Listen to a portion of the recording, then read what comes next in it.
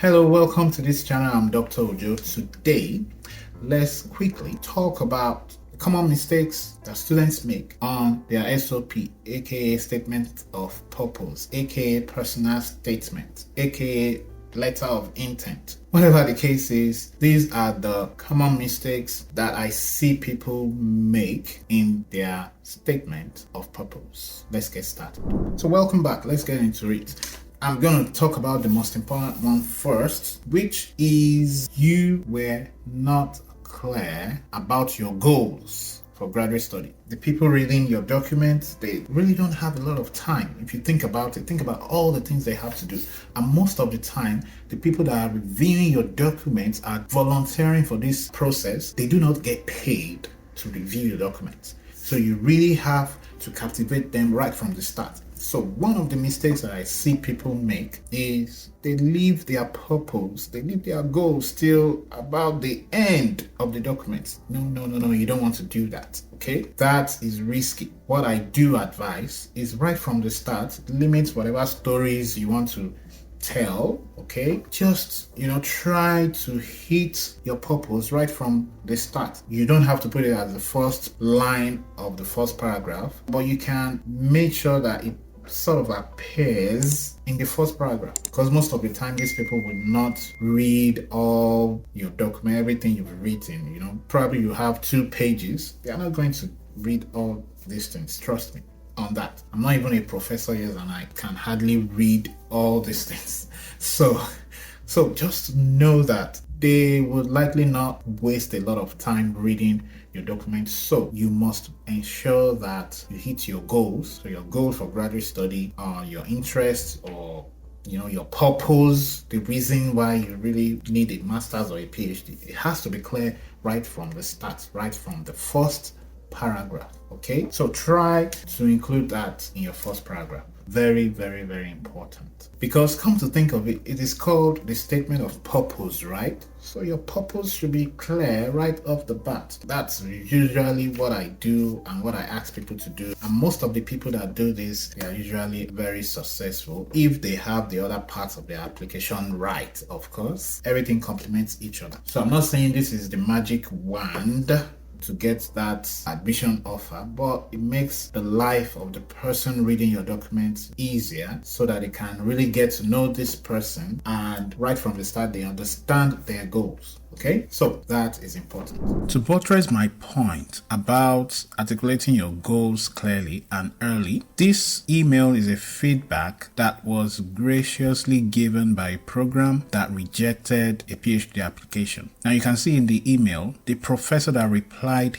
to this student said, you had an excellent application. And later in the paragraph, she said, you had a very strong application. So they repeated that, you had a strong application. But the only suggestion that I would give would be to strengthen your statement of purpose, okay? And to be very clear about your future goals and what you hope to achieve with a PhD. So for me, I prefer for you to be clear, not just be clear about your goals, but to be clear as early as possible in your statement, so that just in case someone does not read your statement to the end, at least they can have some clarity about what this person needs a PhD for, okay? And I always recommend that, even when you get a rejection, you should try to seek feedback from the program about why your application was rejected. Many programs will not do this, they will not reply you, but just in case you get a reply, at least you can use that to improve your application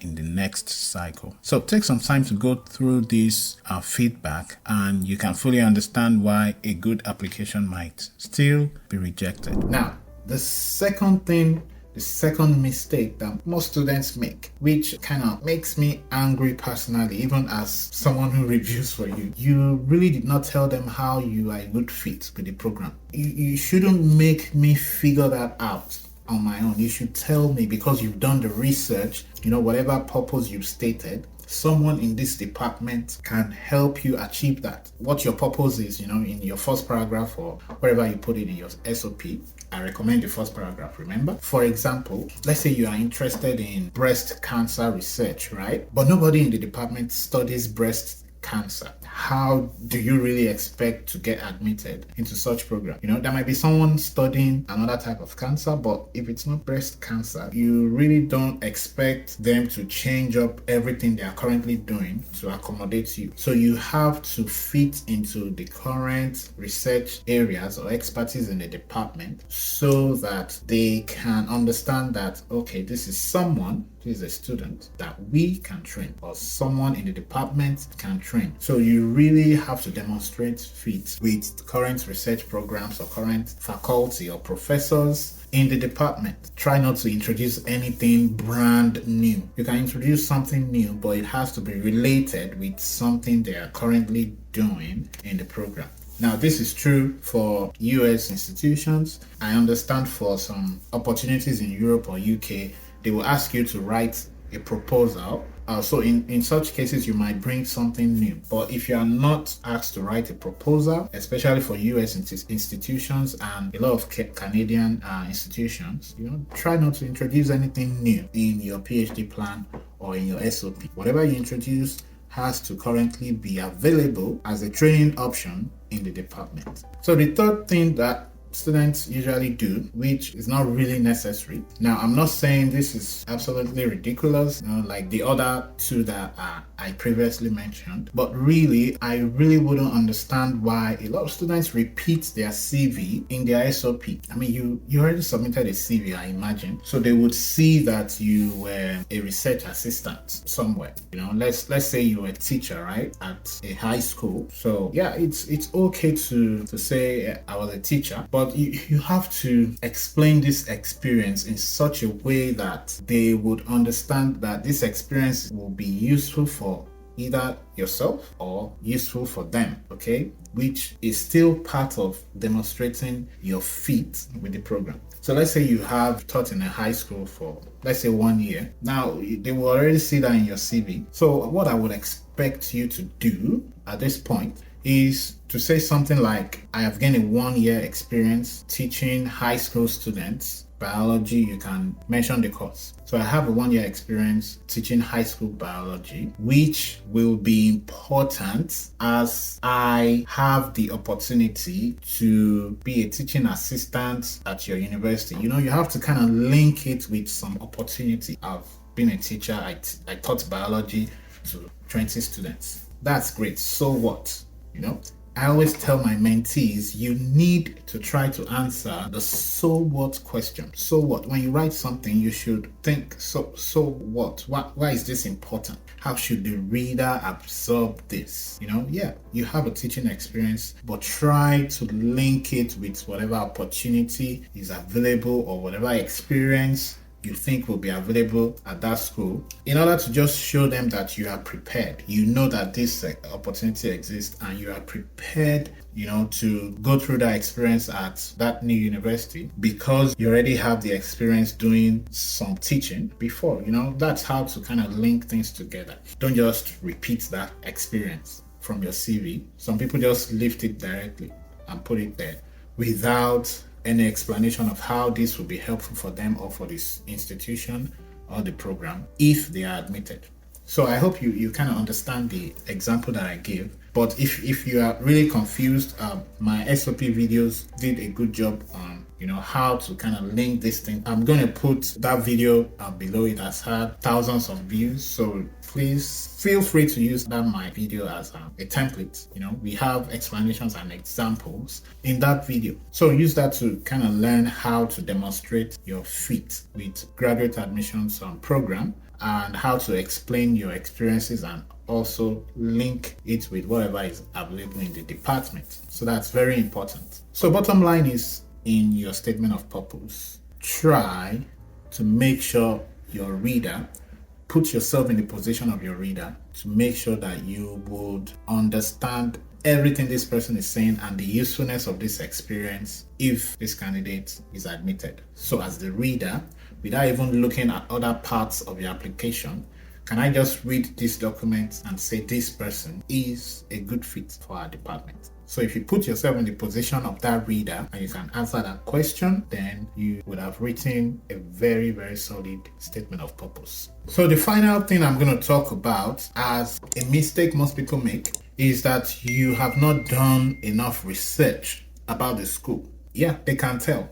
If you've not done enough research about the school, they can tell. And let me tell you how. When you are reading a document from someone who has done their research, now this sort of goes back to the fit that I've been talking about, demonstrating your fitness with that program. They can tell if you are just generic about the names of the professors you are mentioning. I'll be interested in working with Professor John Wheaton, John Sigler, I don't know, who does research on breast cancer.